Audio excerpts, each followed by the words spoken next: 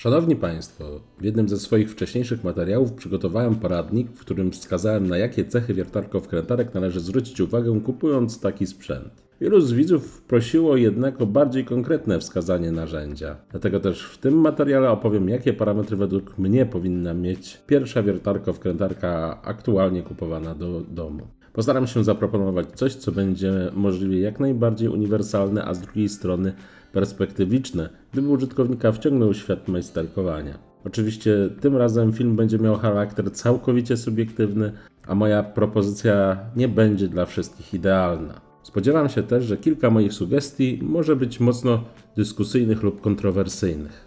W drugiej części materiału wskażę też konkretne modele narzędzi aktualnie dostępnych na rynku, które spełniają określone przeze mnie wymagania.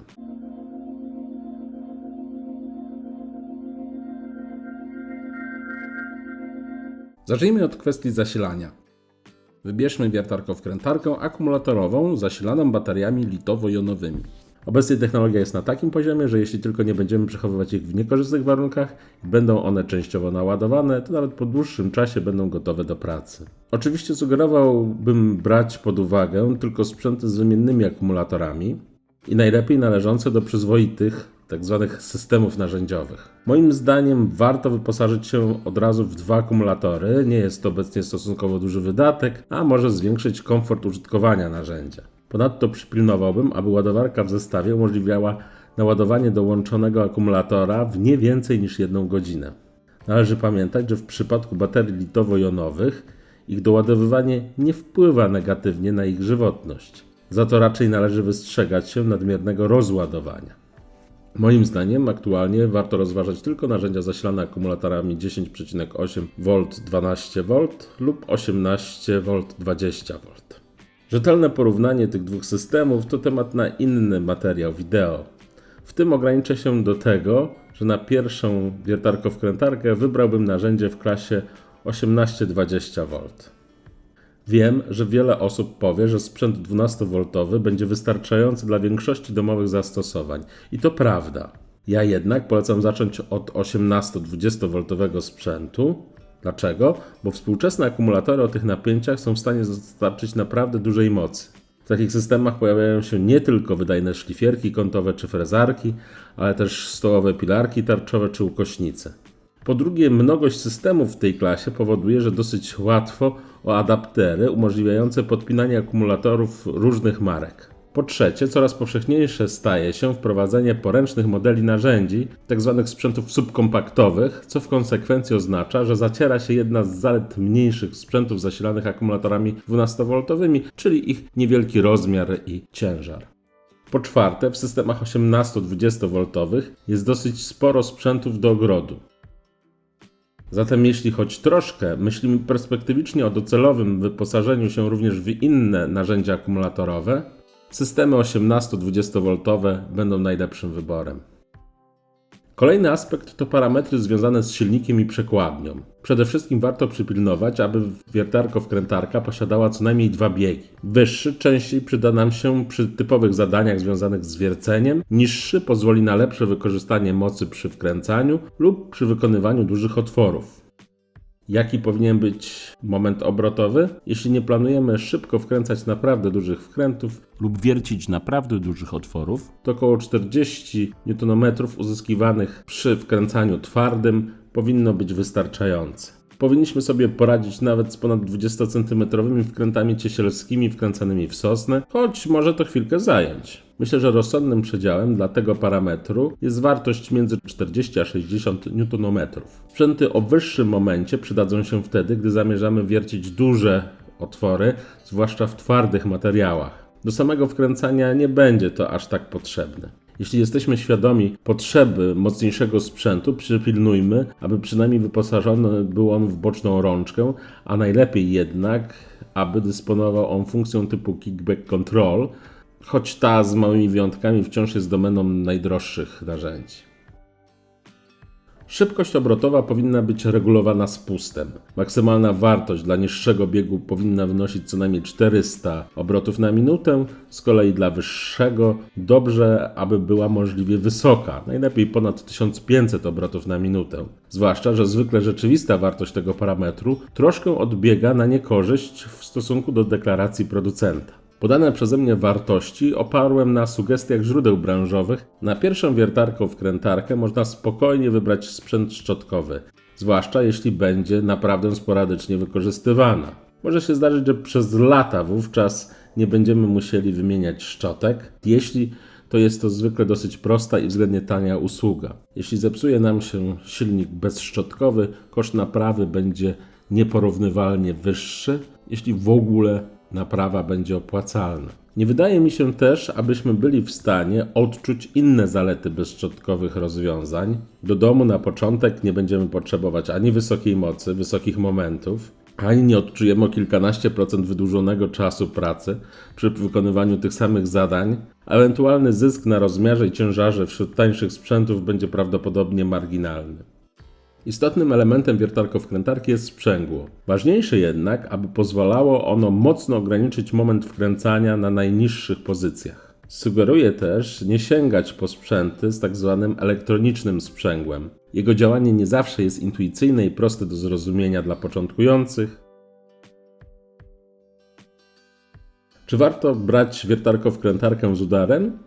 Jeśli nasza wiertarko-wkrętarka ma być możliwie uniwersalna, to tak. Funkcję tę można oczywiście odłączyć, a wzrost rozmiaru i ciężaru można kompensować na inne sposoby. Uchwyt wiertarski, żeby pozwalał mocować osprzęt o średnicy chwytu do 13 mm. Raczej wątpliwe, abyśmy takim sprzętem chcieli wiercić bardzo małe otwory o średnicy około 1 mm. Nie przejmowałbym się też, jeśli zewnętrzna tuleja uchwytu byłaby plastikowa. Przed wybraniem konkretnego modelu, o ile to możliwe, sprawdźcie w sklepie, czy rękojeść jest dla Was wygodna do trzymania. Zwykle nie powinno być z tym problemów, ale mi raz trafiła się wiertarko-wkrętarka 18V, która była zwyczajnie za krótka i niewygodnie było mi ją chwytać. Zastanówcie się też, czy ciężar urządzenia nie będzie Wam przeszkadzać w pracy.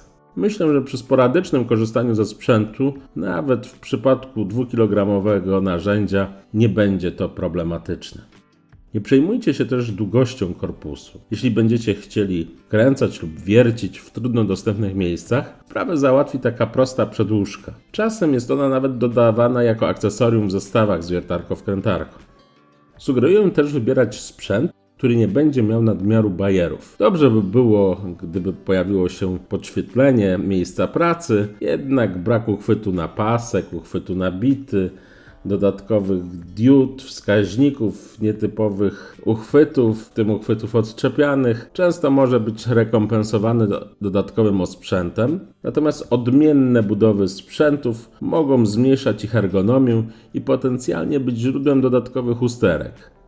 Konkludując, według mnie wiertarko-wkrętarka kupowana na początek do domu powinna spełniać widoczne na ekranie kryteria. Jeśli ma być to nasze jedyne elektronarzędzie i nie zamierzamy majsterkować, to możemy myśleć o najtańszym dostępnym zestawie składającym się z wiertarko-wkrętarki, 2 akumulatorów i ładowarki, ewentualnie jakiejś torby lub walizki. Dodatkowy osprzęt to potencjalny atut, ale pamiętajmy, że zwykle do takich zestawów dodawane są elementy o stosunkowo niskiej jakości, które potrafią się bardzo szybko niszczyć. Dobrze za to wybierać narzędzia, dla których udzielana jest wiarygodna ochrona gwarancyjna lub które sprowadzane są przez sprawdzonych sprzedawców, aby możliwa była ochrona z tytułu rękojmi. Najtańsze zestawy spełniające określone przeze mnie wymagania udało mi się znaleźć w cenie od około 220 do około 250 zł. W tym przypadku nie biorę jednak odpowiedzialności za wiarygodność danych podanych przez producenta. Jeśli chcemy uniwersalnego sprzętu, ale nie planujemy dokupować innych narzędzi akumulatorowych i jeśli nie przejmujemy się ewentualnymi problemami w razie awarii, to możemy rozważyć zakup takich wiertarko-wkrętarek. Ja jednak ich polecać nie będę. Natomiast jeśli podejrzewamy, że być może będziemy chcieli rozpocząć przygodę z majsterkowaniem, to najlepiej wybrać sprzęt należący do jakiegoś sensownego systemu narzędziowego. A jakie są to sensowne systemy narzędziowe w klasie 18-20V? Ja stosuję proste, acz mocno subiektywne kryterium. Żeby rozpatrywać dany system, musi w ramach jego być dostępna ręczna pilarka tarczowa. Pozwoliłem sobie zrobić mały przegląd sprzętów, które odpowiadają określonym przeze mnie kryteriom i mieszczą się w budżecie do 800 zł za cały komplet. Jeśli dla jakiejś marki można było znaleźć kilka akceptowalnych narzędzi, to wybierałem do prezentacji najtańszy model. Często zdarzało się tak, że w niektórych systemach nie było szczotkowej wiertarko-wkrętarki o zadanych przeze mnie parametrach momentu i szybkości obrotowej, stąd na liście w niektórych przypadkach pojawiają się oczywiście rozwiązania bezszczotkowe jako najtańsze spełniające wymagania. Listę prezentuję alfabetycznie. Zacznijmy od AEG, marka mocno niedoceniana u nas. Za oceanem te sprzęty występują pod szyldem Rigid. Narzędzia produkowane są przez koncern TTI, do którego należą też Ryobi i Milwaukee. AEG pozycjonowane jest między tymi dwoma markami. Za 560 zł uda nam się kupić model BSB18G4 wraz z dwoma akumulatorami 2Ah, ładowarką i walizką. Kolejny na liście jest sprzęt Black & Decker, marki należącej do tej samej grupy co m.in. Stanley czy DeWalt, jednak chyba najniżej pozycjonowanej z całej tej trójki. Aby wiertarko-wkrętarka nie była zbyt słaba, musimy sięgnąć po rozwiązanie bezszczotkowe. Niestety do kompletu dodana jest bardzo słaba ładowarka, psuje to troszkę obraz tej oferty, zwłaszcza że za całość zapłacimy obecnie około 800 zł. Następny jest Bosch z tzw. linii zielonej dla majsterkowiczów. Przez lata w mojej rodzinie Bosch uznawany był za bardzo dobre narzędzia do domu. Dziś raczej może kojarzyć się z różnego rodzaju udziwnieniami typu Nanoblade.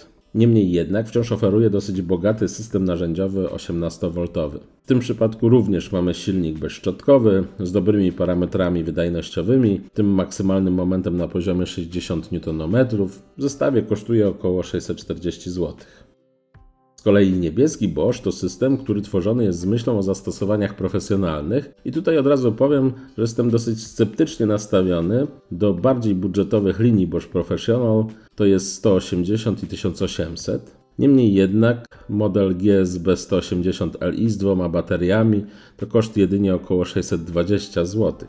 Ale być może ciekawszą propozycją będzie bezszczotkowa GSB 18V50, bo jeśli dobrze poszukamy, to w cenie do 750 zł znajdziemy komplet z aż 3 akumulatorami. Kolejna na liście marka to Dedra. Sprzęty te pojawiły się u mnie kilka lat temu i do tej pory mi służą bezproblemowo. W szczególności wiertarko-wkrętarka DD7042, którą używam szczególnie tam, gdzie szkoda mi innych sprzętów. Zestaw z torbą, 2 akumulatorami, 2Ah ładowarką udało mi się skompletować za około 600 zł. Za Dedrą w tej chwili przemawia również bardzo bogaty system narzędziowy. Atrakcyjny cenowo jest według mnie też zestaw z Einhell TECD18x40 Li plus 64. Co prawda parametry narzędzia mieszczą się w dolnych granicach moich wymagań, ale za 450 zł dostaniemy walizkę z 2 akumulatorami, ładowarką i ciekawym osprzętem dodatkowym. Erbauer to marka własna koncernu Kingfisher, do którego należy m.in. Castorama. O ile osprzęt i narzędzia sieciowe wydają się mocno przeciętne, to jednak o dobry wizerunek sprzętu akumulatorowego firma zadbała.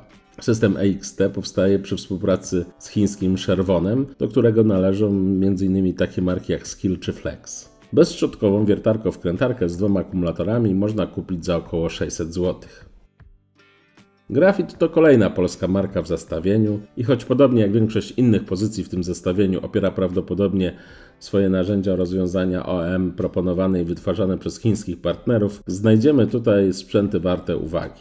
Do mojego zestawienia trafiła wiertarko-wkrętarka wyposażona w silnik bezszczotkowy, którą w zestawie można nabić za niecałe 600 zł. I ta Mati wydaje mi się nie być aż tak dobrze rozpoznawalną marką jak poprzednie. Jej promocję kojarzę głównie ze sklepu narzędzia.pl, jednak w tym systemie znajdziemy zestaw z wiertarko-wkrętarką spełniającą moje kryteria. W sieci marketów Jula z kolei znajdziemy markę własną MIG.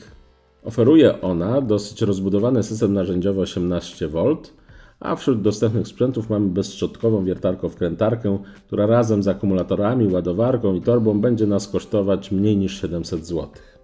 Bardzo popularną wśród domowych użytkowników elektronarzędzi jest z kolei marka Parkside, która dostępna jest w sieci dyskontów spożywczych. Tej marce trzeba byłoby poświęcić osobny materiał, który pewnie budziłby skrajne emocje. Najtaniej sprzęt, który spełniałby moje założenia, można kupić za około 410 zł. Jednak rozważając zakup narzędzi tej marki, często użytkownicy dają się skusić na sprzęty linii Performance, które choć troszkę droższe, charakteryzują się parametrami porównywalnymi ze sprzętami profesjonalnymi. Czy warto? Postanowiłem, że nikomu nie będę ani doradzał, ani odradzał tych narzędzi. Ja jednak, m.in. ze względu na niską jakość produktów, ich dużą awaryjność, również wynikającą z błędów projektowych, problemy z dostępnością w sklepie, zrezygnowałem z systemu X20V Team.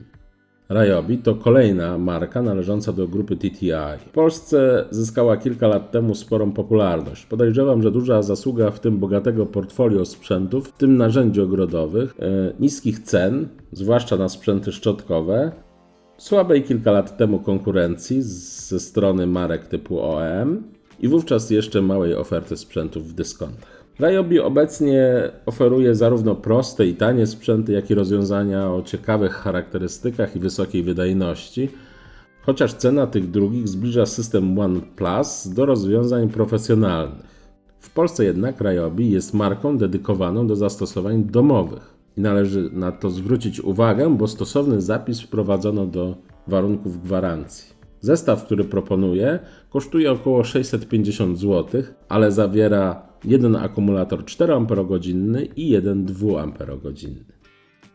Na liście mamy też Shepa. Ta niemiecka marka znana jest z przyzwoitych i raczej tanich sprzętów, ale także z dostarczania niektórych narzędzi pod marką własną Lidla, czyli Parkside. Ich system akumulatorowy zawiera obecnie wszystkie najważniejsze narzędzia, w tym bezszczotkową wiertarko-wkrętarkę, którą w zestawie można kupić za około 610 zł. Wśród wiertarko-wkrętarek można też rozważyć sprzęt Skilla, który niedawno należał do Boscha, ale od 2016 roku jest własnością Chervonu. Za 510 zł dostaniemy zestaw z bezszczotkową wiertarko-wkrętarką. Na polskim rynku niedawno zadebiutowała też ze swoimi elektronarzędziami marka Stalco. W tym przypadku za około 800 zł możemy wyposażyć się w dosyć mocną bezszczotkową wiertarko-wkrętarkę. Zdecydowanie pozycja warta rozważenia, zwłaszcza jeśli ktoś wie, że może trafić na bardziej wymagające zadania. Stanley to obecnie część składowa koncernu Stanley Black & Decker, o którym wspominałem przed chwilą. Za około 600 zł możemy sobie pozwolić na zestaw ze szczotkową wiertarko-wkrętarką, która spełnia wszystkie moje wymagania. Inną propozycją jest szczotkowy Works WX372.